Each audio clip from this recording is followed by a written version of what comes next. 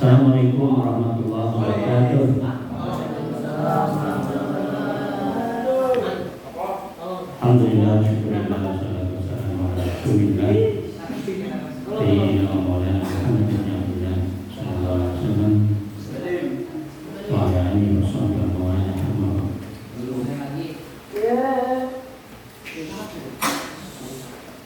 Rabbi sholli sadri wa yassir li amri wahlul min lisani yafqahu qawli ya amin.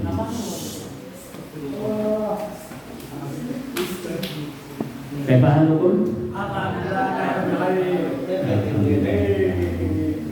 Qabla kulli syai'in hayya bina naqra surah al-Fatihah an yakuna darsuna fi hadzal yawm yasiru kama yura au sayran jamila. Ini wa ibnu Nabi sallallahu alaihi wasallam al-Fatihah.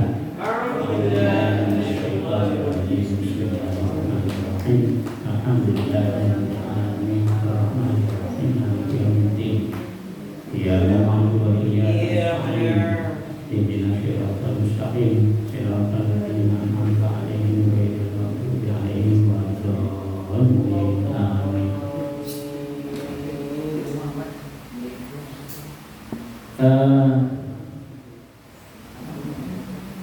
Anak-anakku sekalian, ada yang bisa menjawab enggak? Pertanyaannya,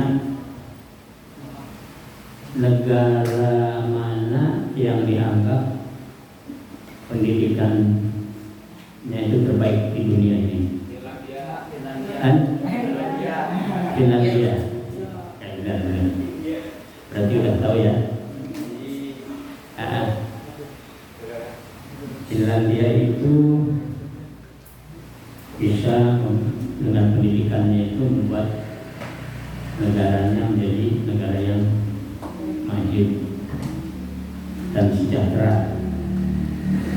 Ya, itu dengan karena pendidikannya bagus. Apa yang paling utama, apa rahasianya? Membaca. Di Finlandia itu anak umur 9-10 tahun itu mereka sudah bisa melahap buku-buku ilmiah yang bukan hanya pelajaran, tapi buku apa saja yang ilmiah itu yang berat, tapi mereka bisa membacanya satu persatu. Nah, dengan membaca itu sehingga pemikirannya lebih kritis, lebih kreatif. Ya, pemikirannya lebih kritis dan lebih kreatif. Itu di Finlandia. Sehingga apapun yang ada, mereka bisa buat kreasi, ya, bisa dikreasikan. Walaupun kelasnya umpamanya masih seperti ini, tapi anak-anak itu mereka sudah mengkreasikan kelasnya sendiri. Karena apa? Karena otaknya itu kritis, kreatif untuk berpikir. Nah, itu di Finlandia ya. Jadi berpikir apa? Kritis, kemudian menjadi kreatif hidupnya itu. Ya. Orang atau anak-anak yang banyak baca, maka dia akan mendapatkan informasi-informasi ke dalam otaknya itu minimal dari satu buku yang kita baca seluruhnya itu minimal 25% itu hafal, nempel di otak kita. Jadi kalau kita baca buku ilmiah, satu buku itu minimal 25% itu akan nempel sampai mati. Sehingga ketika kamu nanti kuliah ketemu dengan pembahasan tentang yang pernah kita baca, itu akan keluar. Wah, dulu saya pernah baca ini, sehingga dia apapun pertanyaan dari dosen bisa terjawab sama dia. Itu ya. Jadi tidak mungkin anak-anak sekalian bisa mengeluarkan inspirasi, membuat sesuatu yang baru, berinovasi, ya, kalau kita tidak pernah baca. Kalau kita tidak pernah baca, ya, itu susah. Mendapatkan inspirasi itu susah kalau kitanya tidak pernah baca. Mungkin tidak pernah baca, keluar inspirasi. Apa bukan inspirasi itu yang keluar? Ada apaan? Mahayal, ramalan. Ini jadi dukun ya.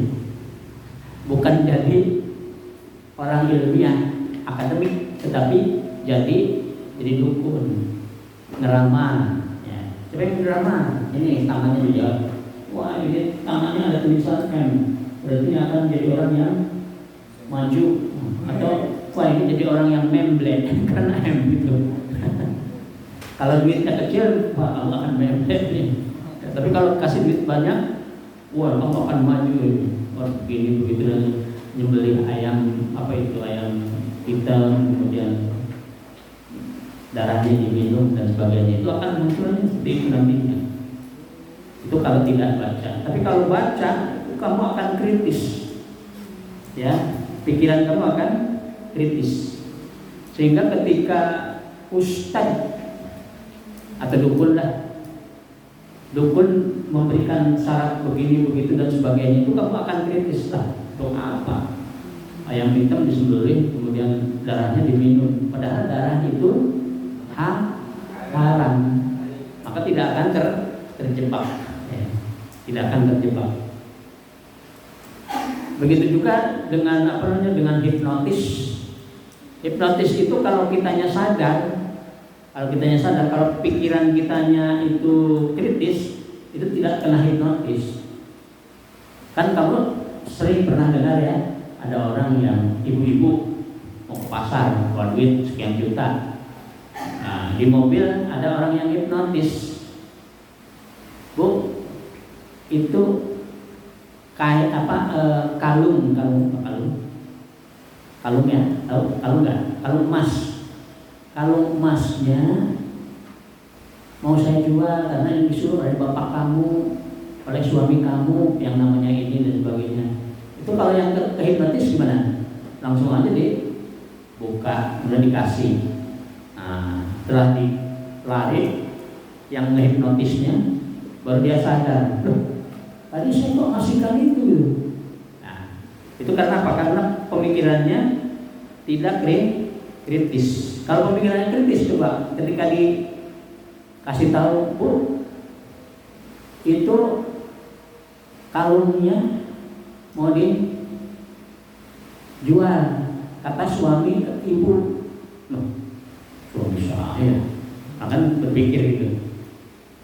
Suami saya nggak pernah, cerita tentang itu nggak pernah untuk memerintahkan menjual itu, kan gitu ya. Jadi kritis ya. Itu orang yang kritis. Begitu juga dengan penipuan di telepon ataupun di mana. Nah, saya pernah dulu terhipnotis ketika anak-anak, ketika umur sebelum SD. Ya, dulu masih anak-anak ya. Ada ibu-ibu datang ketika mau ke pasar mau beli sesuatu dengan kakak ustadz yang perempuan. Dia masih kelas 2 SD. Dia pakai kalung ya. Kalung apa kalian sini? Kongkorong. Kalung kan? Ya kalung. Kalung emas berapa gram? Itu 5 gram kalau nggak salah. Terus ada ibu yang datang. Anakku yang cantik, yang manis, pegang-pegang gini, ketuk-ketuk gitu. Nah, kehipnotis tuh. Kita juga terhipnotis gitu. itu kalungnya diambil ya, mau dijual. Ini dan apa kata bapak atau ayahnya, Neng ya dijual ya. Iya ada itu diambil, udah kabur dianya. Baru setelah itu sadar, pulang ke rumah nangis ya. Sampai sekarang Ustaz masih ingat orang yang ngambil itu. Padahal itu waktu itu tahun berapa itu? Tahun 70-an. Ketika umur baru belum 70, 60 kayaknya. Ustaz kan lahir 63 ya. Kemudian waktu itu umurnya waktu itu masih 5 tahunan ya. Kayaknya ya. Masih ingat sampai sekarang. Kalau ketemu dulu ngambil ini ya. Ya. Pernah Ustaz ngasih tahu ketika sudah besar baru ngasih tahu ya. Kalau dulu kan masih anak-anak jadi terbatas untuk bicara sama orang tua bahwa yang ngambil itu si Anu gitu. Nah setelah besar Ustaz masih ingat dulu cucu itu diambil oleh Ibu Anu. Iya kata ibu saya. Tapi udah itu udah tahun kapan, biarkan aja. Kan gitu ya. Orangnya itu ternyata tetangga rumah. Ya, tetangga rumah. Ya.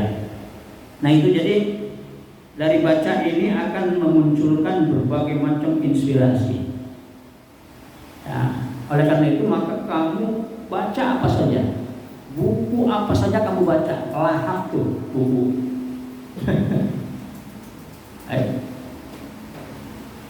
Orang kayak semacam Habibie atau sekarang Menteri Agama tuh Nasaruddin Umar, sama-sama dari sana juga ya. Menteri Agama sekarang itu, karangannya paling banyak sehingga mendapatkan murid-murid ya. Tuh Menteri Agama sekarang. Karena apa? Karena beliau setiap hari itu baca dan nulis. Setiap hari membaca 200 halaman. Setiap hari membaca 200 halaman. Setiap hari ngarang konsep atau ngarang atau bikin karangan, baik itu karangan yang ilmiah ataupun karangan apa saja, cerita dirinya sendiri atau apa saja. Nulis, pokoknya nulis. Satu hari itu harus 12 lembar. Ya, satu hari harus 12 lembar. Ya. Sehari membaca 200 halaman. Setiap hari menulis 12 halaman lembar ya. 12 halaman. Ya, buku ada berapa halaman kira-kira? 152. Kalau setiap hari kita menulis 12 halaman, maka satu buku bisa berarti berapa ini? Berapa hari itu bikin satu buku? Ngarang satu buku. Kalau satu buku itu ada 120 halaman. Nah, ngarang setiap hari atau menulis setiap hari 12 halaman. Berarti 10 hari dapat satu buku. Maka dia dia termasuk orang yang terbanyak menulis buku. Ya. Kenapa bisa menulis buku? Ya karena bacanya banyak. Bacanya banyak. Mr. Habibie itu menjadi orang yang terhebat di dunia ini. Di kelasnya, di sekolahnya di Jerman dalam masalah autodinamika. Itu semacam ya kapal terbang ya, ilmu pesawat. Bahkan sampai sekarang ilmu pesawat yang dia ciptakan itu digunakan oleh dunia. Yaitu apa? Ilmu apa? The crack ya, the crack. Maka Habibie ini kalau di Jerman sering disebut sebagai Mr. Crack. Crack itu artinya apa?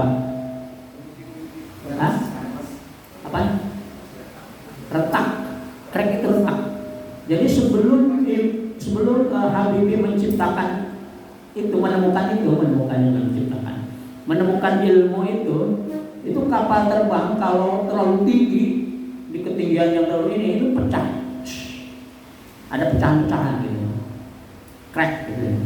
Nah kemudian dengan dengan otaknya beliau yang banyak baca itu, yang memang diberikan oleh Allah Subhanahu Wa Taala ya kehebatannya, dia bisa menemukan cara supaya kapal itu ketinggian yang setinggi apapun tidak pecah.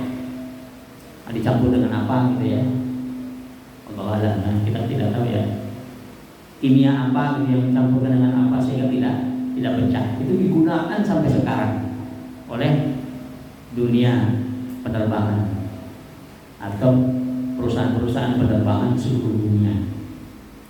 Nah, sampai sekarang walaupun Habibie sudah meninggal masih mengalir ininya, apa namanya itu, pensiunan ilmu crack itu ya, mengalir kepada keluarganya sampai sekarang. Nah, beliau itu rajin sekali bacanya. Nah, ada teman ustaz ketika sedang kuliah, dia anaknya itu teman ini kalau baca sampai jam 2 malam baca. Kadang-kadang sampai pagi baca itu sampai pagi. Ya.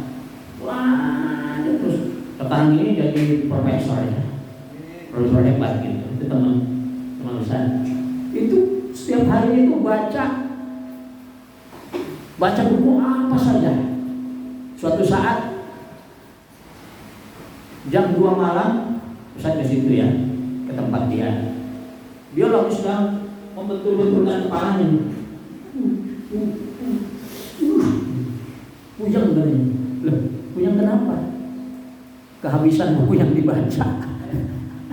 Kalau kita kan baru baca satu buku sudah puyeng. Kalau dia kehabisan buku yang dibaca sehingga puyeng, nggak ada lagi yang bisa dibaca.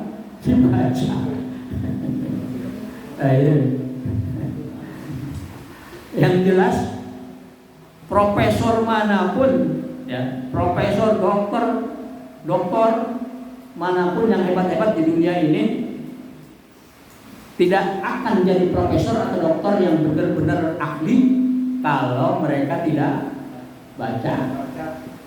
Jadi itu baca itu intinya baca. Dan ini kan perintah dari siapa?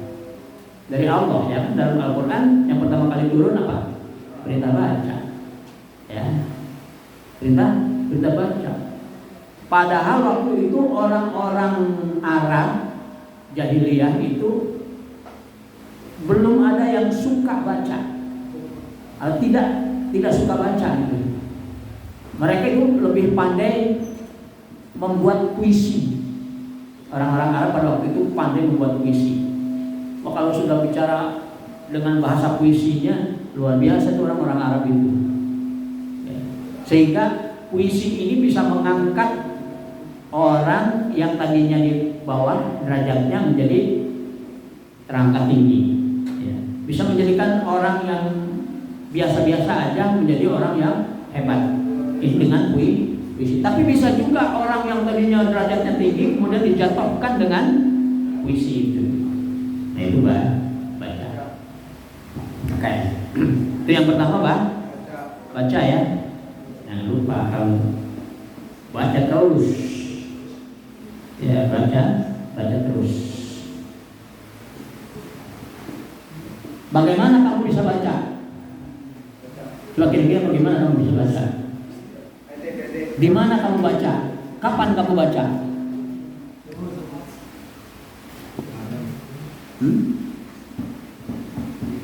Ustaz tanya sama kamu baca buku kapan? Bisa kamu baca buku kapan? Di sekolah. Pelajaran apa? Buku apa? Sosiologi. Selain sosiologi, geografi. Abu Hurairah. Novel? Novel? Pernah kamu baca novel? Pernah. Berapa novel yang pernah kamu baca? Dua. Dan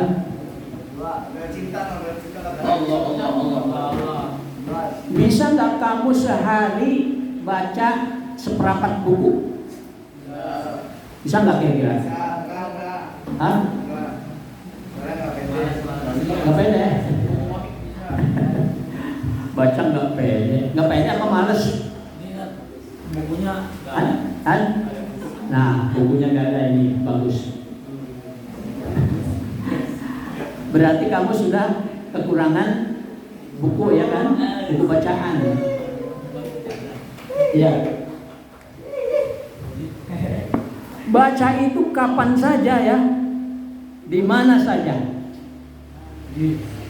apa saja kamu baca. Tidak perlu kamu beda-bedakan, apa saja kamu baca. Ilmu apa saja kamu baca, karena suatu saat nanti itu akan diperlukan oleh kamu. Mungkin sekarang yang kamu baca itu tidak bermanfaat untuk kamu sekarang, tapi nanti suatu saat akan bermanfaat. Coba deh, coba kamu.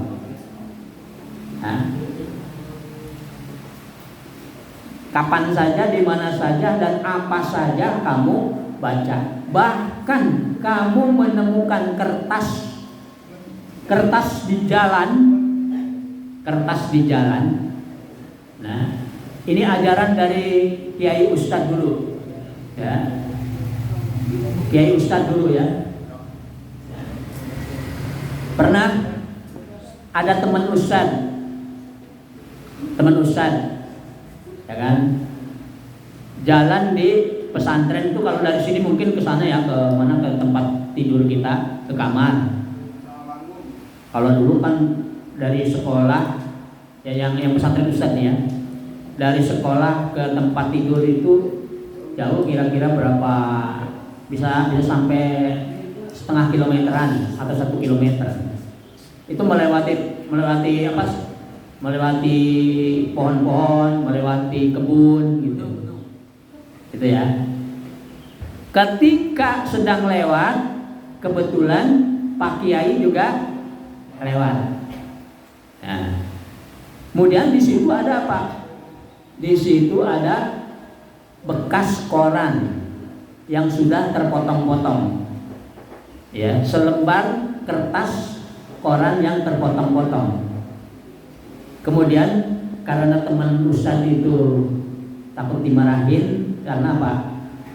Ada koran di situ, ngebalain tempat itu ya. Kemudian diambil, pas diambil mau dibuang ke tempat sampah, Pak Kiai ngelarang. Mana taman? Mana taman? Dia ketakutan ya, ketakutan. Anak aku ada ya Ustaz. Di mana? Ya. Apa ya jawabannya ketika waktu itu, lupa lagi Ustaz. Yang penting dia mau membuang sampah.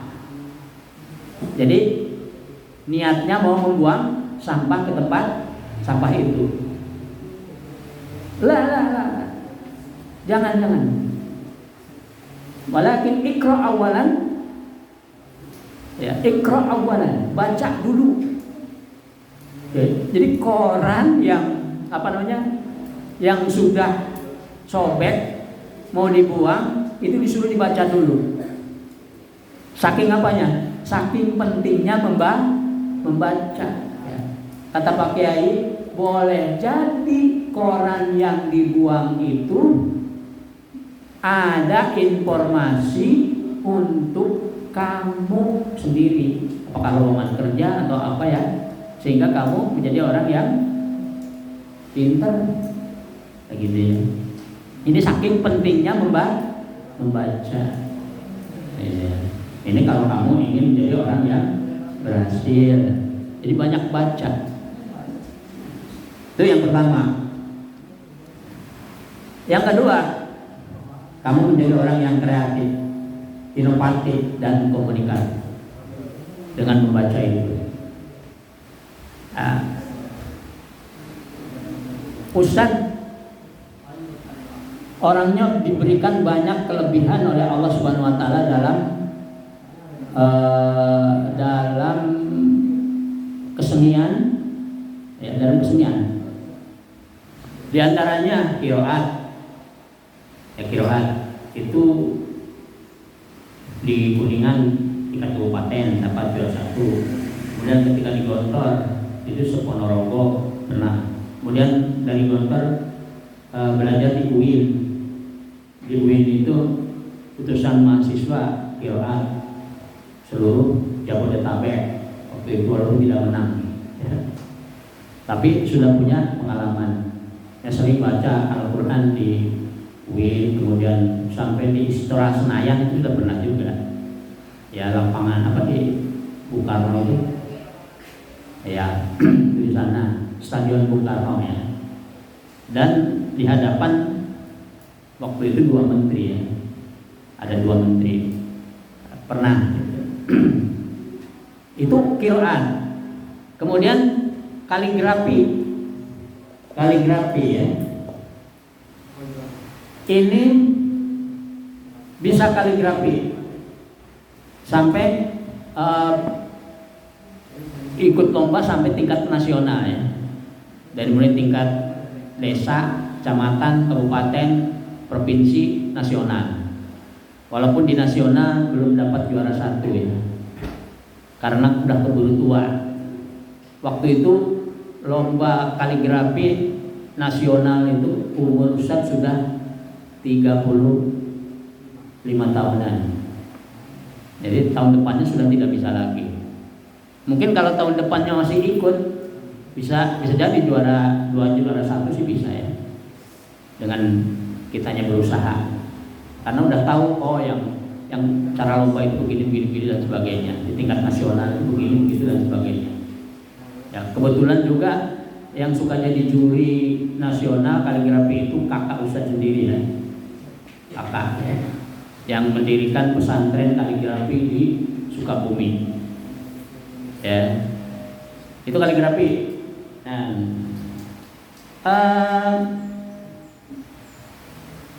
udah berapa masjid yang Ustadz tulis kaligrafi dekorasi di masjid? Mulai di Jakarta itu Dutch Bank, di musola Dutch Bank, ya. Bank apa? Bank Jerman, ya. Dutch Bank itu Jerman, ya. Kemudian di gedung yang gedung apa sih namanya? Lupa lagi tuh. Yang masih di daerah Sudirman itu, apa namanya, apalagi, ya. Ya udah lebih lah dari 10 masjid sih yang kita tulis. Pernah juga nulisnya di Kubah, nulis di Kubah. Jadi kalau nulis begini, keliling Kubah, ya. Nah, lalu juga di mana, di masjid apa namanya? Kan? Kalau HP itu ada namanya. Kalau dulu itu, kalau Mentari itu apa ininya? Kan? Kalau Mentari perusahaannya apa?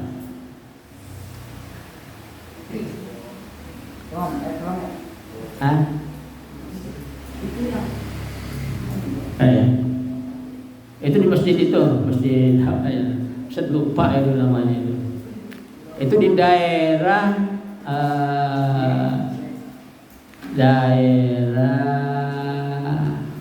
ya Allah, Jakarta, ya. Lupa namanya. Ya pokoknya udah lebih dari 10 masjid mungkin, ya. Tangerang, Jabodetabek. Dekat UI juga pernah, ya, dekat UI. Kemudian di mana? Ini di Pasar Minggu itu, masjid Pasar Minggu, ya.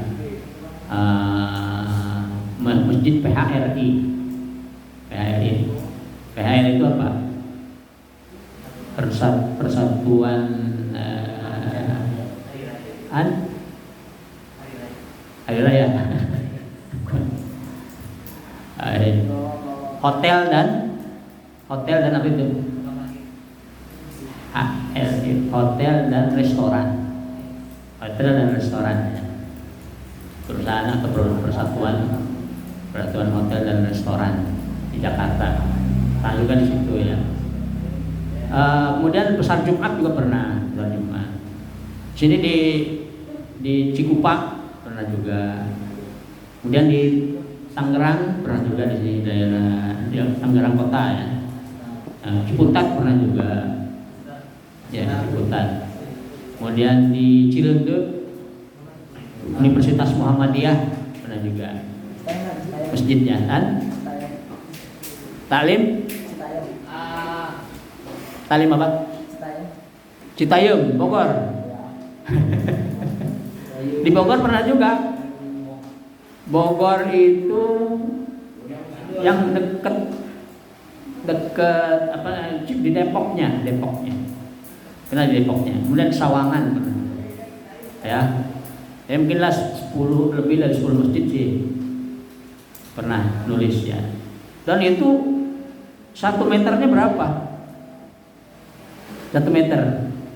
1 meter itu 1 meter lari itu sudah sampai hampir 700.000 ya. Jadi kalau masjidnya itu 40 meter berarti berapa tuh? Berapa juta dapat? Sekitar 30 jutaan gitu. Ya. Tapi nggak sendirian kan?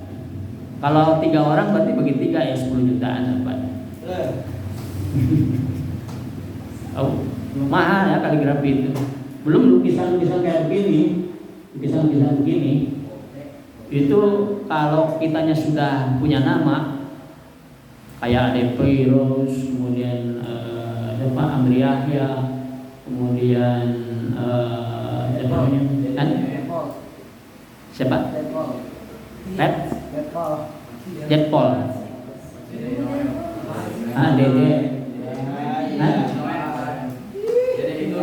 Dede Ainun. Kemudian siapa lagi? Panji. Saiful Adnan. Oh, itu harga kaligrafinya kayak begini ya. Berapaan? Di atas 100 jutaan. Allah. 100 jutaan itu kalau sudah punya nama. Kalau kayak Ustadz begini berapa dijual? Kan? 150. Enggak tahu. Ya.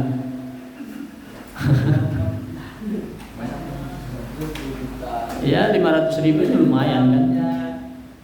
Tapi harus dengan bingkainya yang bagus. Orang bingkainya aja 500.000, bingkainya 500.000. Lukisannya berapa? Lebih mahal bingkainya daripada lukisannya kalau kita ya. Iya. Kalau kamu ingin melihat banyak lukisan kaligrafi, ya pesan kaligrafi di Sukabumi. Mungkin suatu saat kamu bisa ke sana. Jalan-jalan ke sana. Dulu yang pertama kali jadi pengajar di sana. Ya. Kalau di sini mungkin Ustadz Iqbalnya ya kalian dulu. Itu Ustadz di sana dulu. Ya. Jadi mulai dari anak 4 orang, 4 anak sampai sekarang udah ratusan ya. Udah hampir 1.000 orang. Ya. Itu setiap hari menulis kaligrafi ya. Walaupun ada pelajaran-pelajaran yang lain. Kalau di sini kan setiap hari menghafal Al-Quran. Kalau di sana menulis Al-Quran. Di sana menulis Al-Quran. Ya.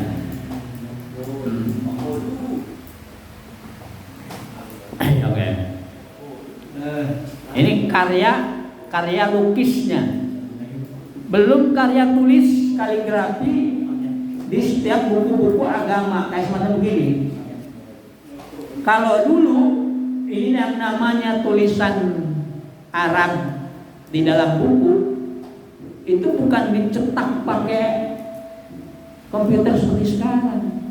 Dulu ditulis pakai tangan. Tulisan segede gini ditulis pakai tangan. Ustaz sudah punya pengalaman. Ya. Selembar begini berapa? 10 juta. Selembar. Wah, 10.000. Coba kalau ada 100 halaman, maksudnya satu halaman itu 10.000. Coba kalau ada 100 halaman berapa? 100.000. 1 juta. Kalau ada 100 halaman 10 juta. 10 juta. Coba ini ada berapa halaman? Ada 57 halaman. Berarti nulis segini berapa? 5 juta itu dulu. Ya, kalau sekarang mungkin bisa sampai 2 kali lipat 15.000 atau bisa sampai 20.000 segini. Cuman sayangnya apa? Hah? Kenapa? Hah? Gara-gara ada komputer sehingga tangan Ustadz sudah tidak bisa digunakan lagi untuk nulis yang begini. Aduh, tangan mahal nih, ya. Mahal. Ya. Pokoknya buku-buku di Indonesia yang ada tulisan Arabnya pernah Ustadz tulis. Baik itu fikih, akidah, Kurdis atau apa saja, atau Al-Quran, hadis, itu tulis tangan. Ya, ditulis pakai tangan. Bikin pulpen yang kecil sekali. Pulpen yang kecil sekali. Itu. Nah itu ya. Sekarang Ustaz tanya, kenapa Ustaz bisa sampai bisa jadi juara nasional dalam kaligrafi? Karena ada keinginan pertama. Kalau keinginan saja tanpa usaha, kira-kira bisa nggak? Nggak bisa. Berarti keinginan dan usaha. Artinya berarti keinginan, usaha dan doa. Keinginan, usaha dan doa. Usahanya seperti apa? Semangat. Ya. Ijhad wala taksar wala taku qabilan pada damatul baliman taksar. Yakinkah dengan itu? Yakin. Kenapa kamu buat banyaknya tidur? Ayo. Itu sudah hafal kamu dan kamu yakin, tetapi kamu masih lebih banyak tidur. Karena kamu belum menikmati disiplin. Kamu belum menikmati disiplin. Disiplin itu nikmat. Disiplin itu nikmat, lebih nikmat dari tidur. Karena apa? Karena hasilnya. Nah, ini dilihat hasilnya. Orang yang disiplin maka akan menghasilkan karya, menghasilkan keberhasilan dan sebagainya. Nikmat. Tapi orang yang tidur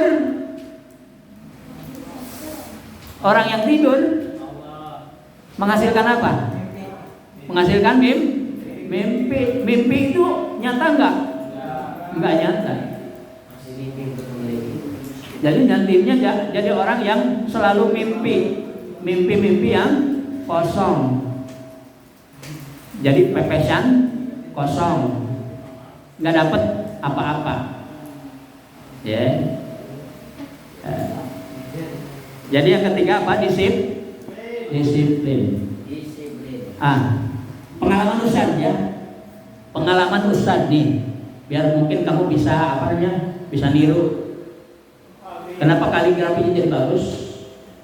Karena mulai dari SMP kelas 1 ya, waktu itu di Gontor ya Ustaz. Itu Ustaz sudah membuat pulpen kaligrafi sendiri. Membuat pulpen kaligrafi sendiri. Caranya apa? Ada pulpen, mata pulpennya itu dipotong pakai gunting krek, ya, dengan kemiringan 45 derajat. Kemudian diasah pakai apa?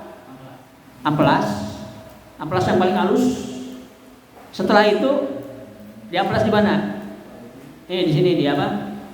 Lantai atau keramik, di keramik. Terus sambil nulis. Kemudian baru di kaca. Setelah di kaca baru di kertas. Ya. Itu setiap pelajaran yang ada tulisan Arabnya pakai pulpen kaligrafi. Sampai buku apapun yang ada Arabnya penuh dengan tulisan kaligrafi. Dari mulai kelas 1 SMP sampai kelas 3 SMA. Setelah kelas 3 SMA kuliah. Ya. Sebelum kuliah pengabdian dulu di pesantren di Bogor. Itu masih ada terus tulis. Tidak bosan-bosannya untuk nulis dengan menggunakan pulpen kaligrafi.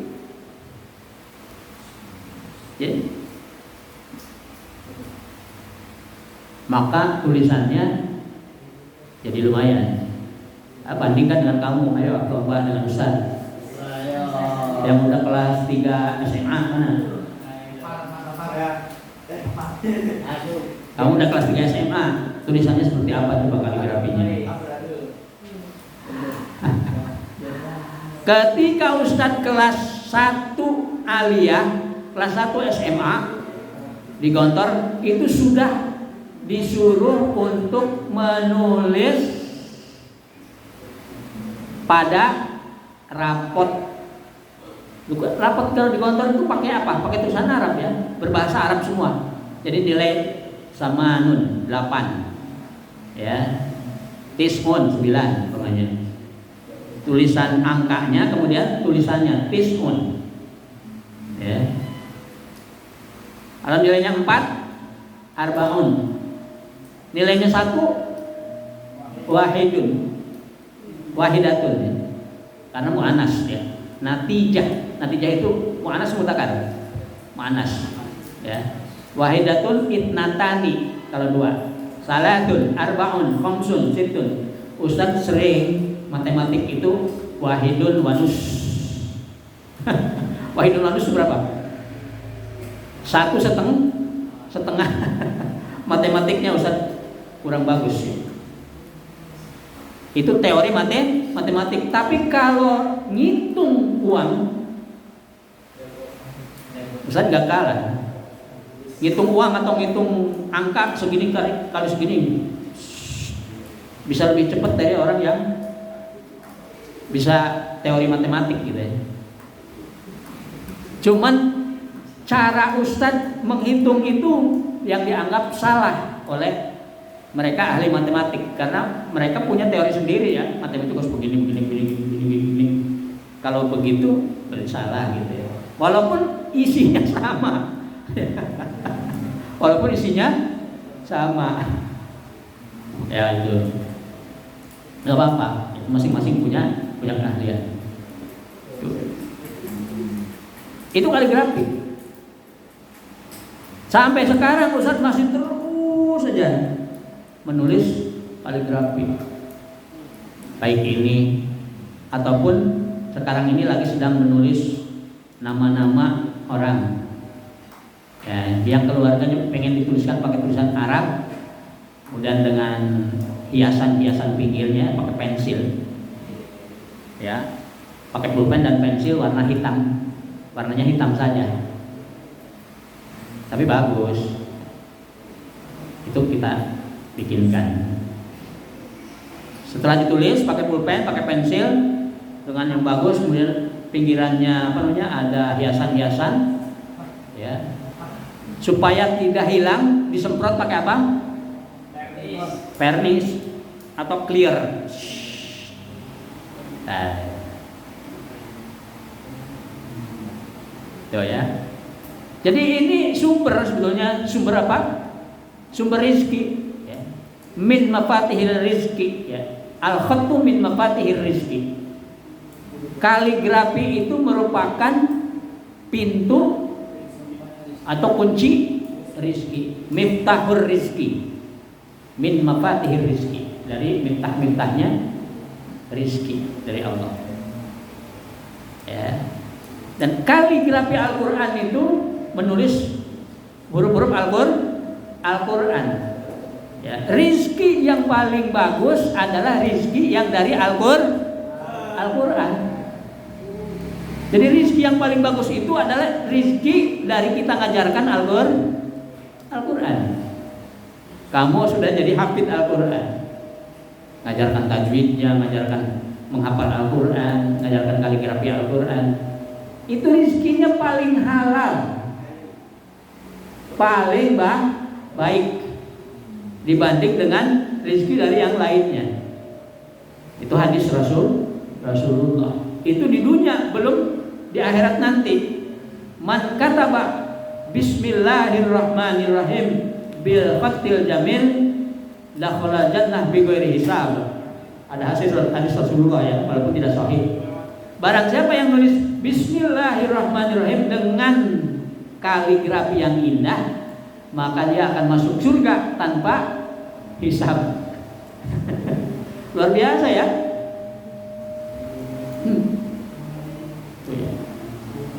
Jadi kamu itu termasuk orang yang paling bagus rezekinya nanti. Ya. Setelah kamu belajar di sini, belajar tahfidz, belajar qiraah, semuanya itu hubungannya dengan Al-Quran. Belajar kaligrafi, Al-Quran semua tuh. Nah, itu rezekinya terbaik kalau kamunya ikhlas. Ya, kalau kamunya nggak ikhlas, sama baik. Jadi latihan dari sekarang keikhlasannya. Dalam belajarnya juga kamu harus ikhlas. Jangan menggerutu melulu. Aduh, belajar males bener. Tidur lagi. Ya. Kayak siapa tuh yang nyanyi bangun lagi, Bang Surip. Tidur lagi, bangun lagi, terus tidur bangun tidur lagi, bangun tidur lagi.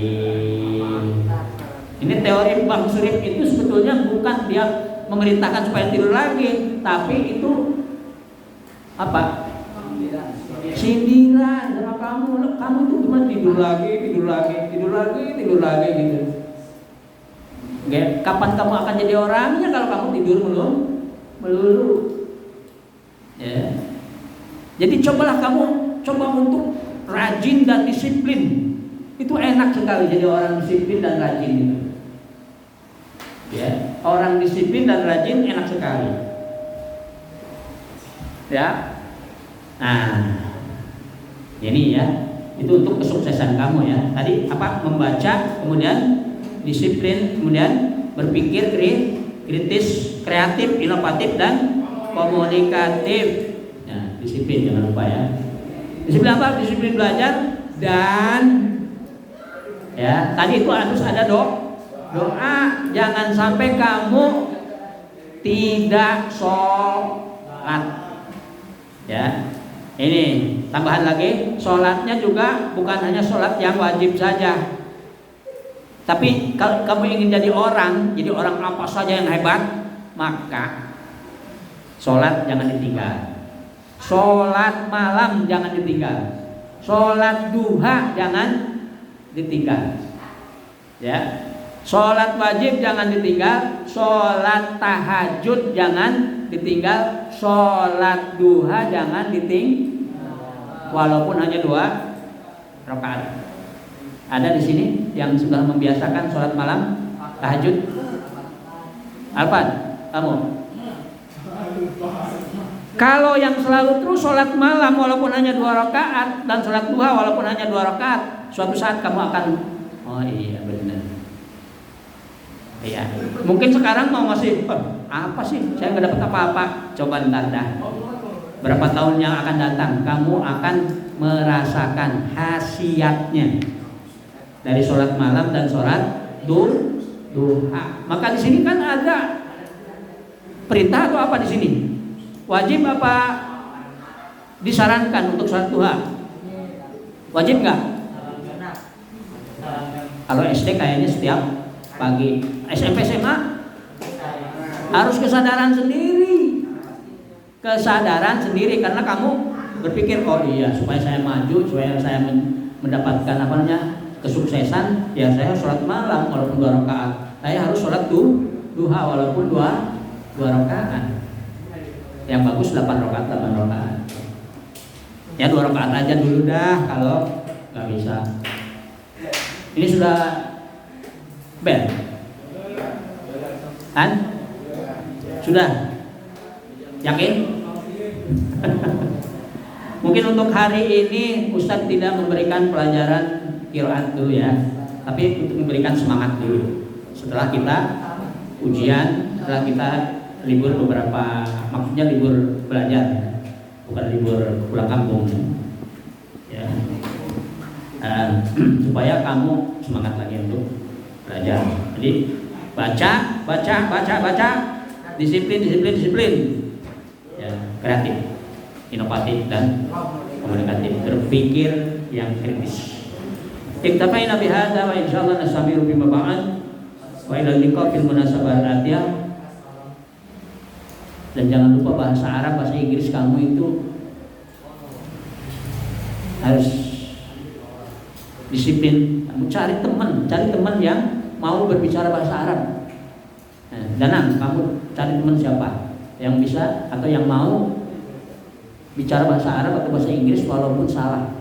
Di kamar mandi, di kelas, di luar kelas, terus saja. Itu Ustaz dulu begitu.